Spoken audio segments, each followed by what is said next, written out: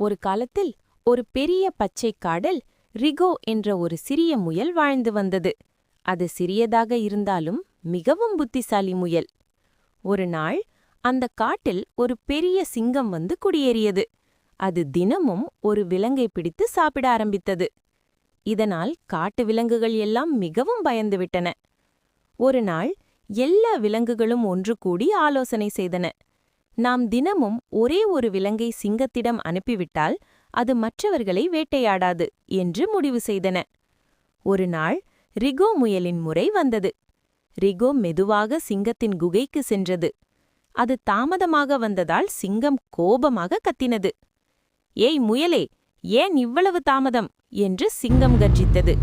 Rico அமைதியாக சொன்னது, மன்னிக்கவும் அரசே, வழியில் இன்னொரு சிங்கம் என்னை நிறுத்திவிட்டது. அதுதான் இந்த காட்டின் உண்மையான ராஜா என்று சொன்னது. இதைக் கேட்ட சிங்கம் மிகவும் கோபமடைந்தது. அந்த சிங்கம் எங்கே இருக்கிறது, உடனே காட்டு என்று கத்தினது. ரிகோ சிங்கத்தை ஒரு ஆழமான கிணற்றருகே கொண்டு சென்றது. அது இந்த கிணற்றுக்குள் இருக்கிறது என்று சொன்னது. சிங்கம் கிணற்றுக்குள் பார்த்தது. அதில் தனது பிரதிபலிப்பை பார்த்தது. அதுதான் இன்னொரு சிங்கம் என்று நினைத்து கோபத்தில் கர்ஜித்து கிணற்றுக்குள் குதித்தது.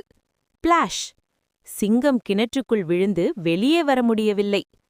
அந்த நாளிலிருந்து காட்டு விலங்குகள் எல்லாம் பாதுகாப்பாகவும் சந்தோஷமாகவும் வாழ்ந்தன.